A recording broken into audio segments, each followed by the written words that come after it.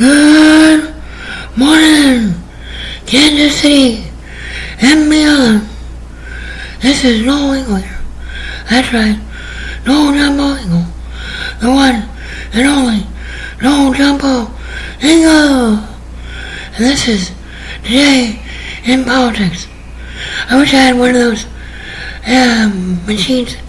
I put a little echo in my name. That'd be alright.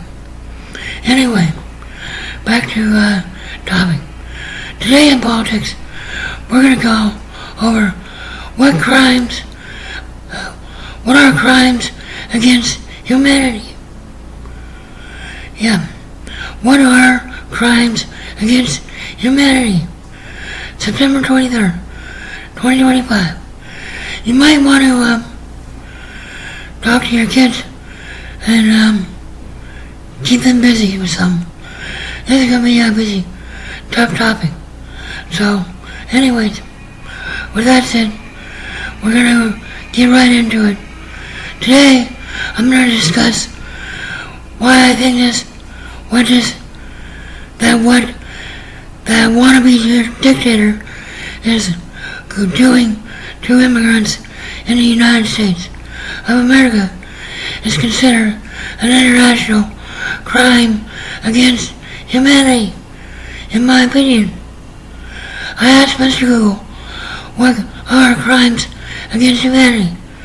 Crimes against humanity are widespread, systematic attacks against the civilian population and include acts of murder, extermination, enslavement, torture, rape, deportation.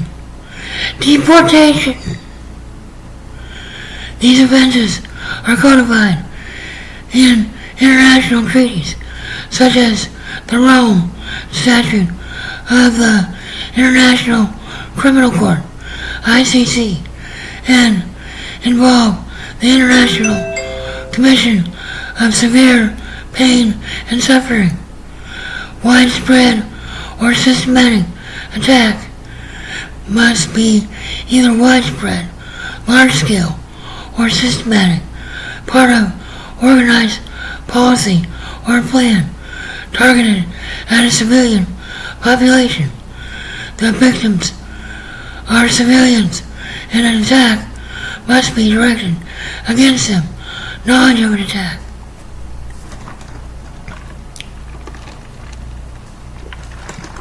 Water break. The perpetrator must have knowledge that their actions are a part of this widespread, systematic attack, not limited to times of war. Unlike some war crimes, crimes against humanity can occur during times of peace. So, Trump, this can occur during times of peace.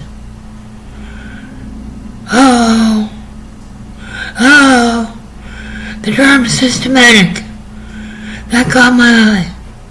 Oh, it did. The term systematic attack caught my eye, actually. So I asked Mr. Google, good old Mr. Google, what is the legal definition of a systematic attack against humanity?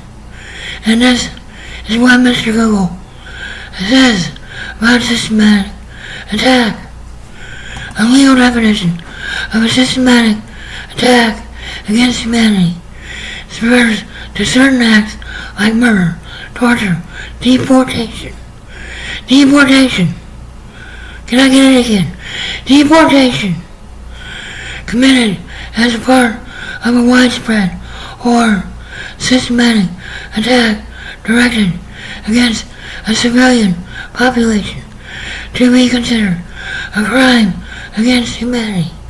An attack must be carried out on a large scale, widespread, or be part of a coordinated pattern of similar crimes, systematic, rather than be random or isolated.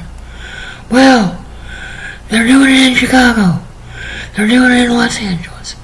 They're doing it in other cities with ICE.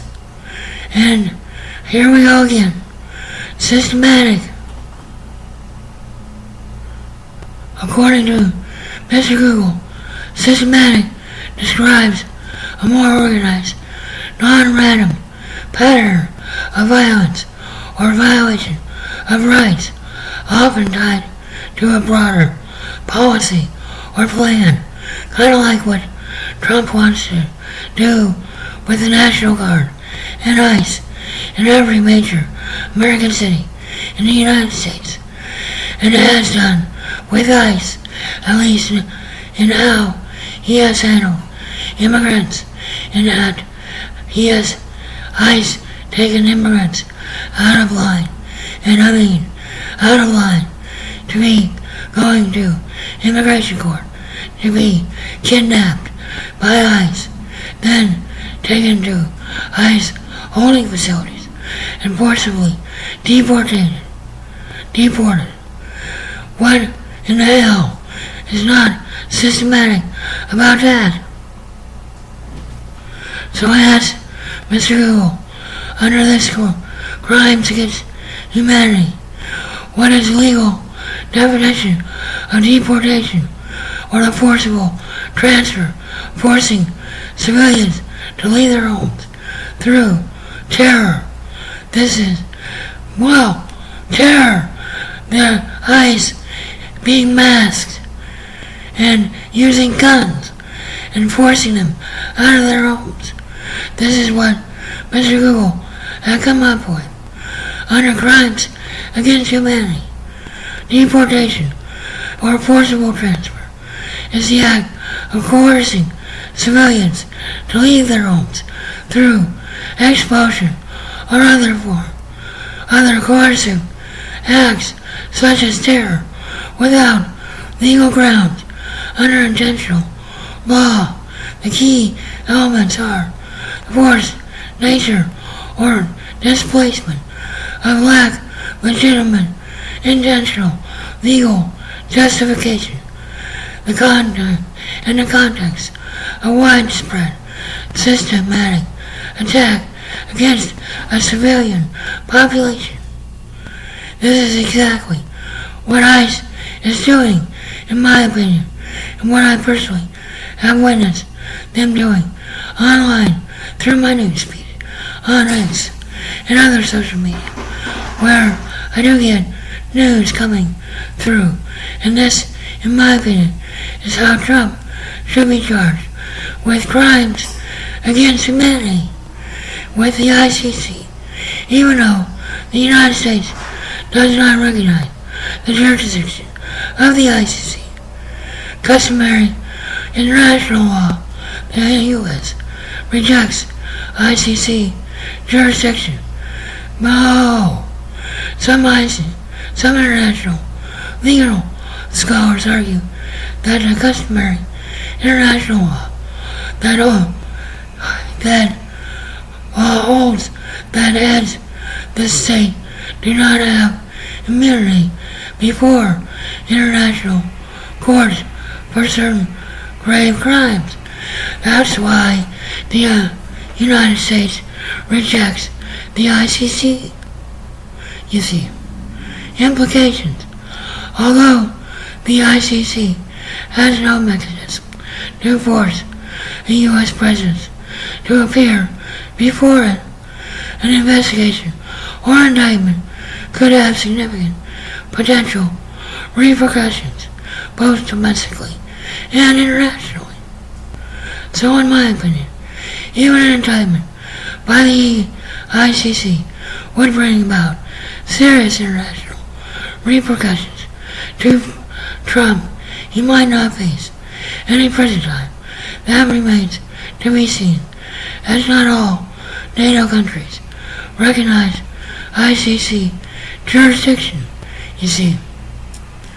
For the reason I refer to to him as just Trump in the way he used his name to acquire the office and assumed the office which, in my opinion, he only ran for office to avoid criminal charges like tax evasion to begin with in 2016, which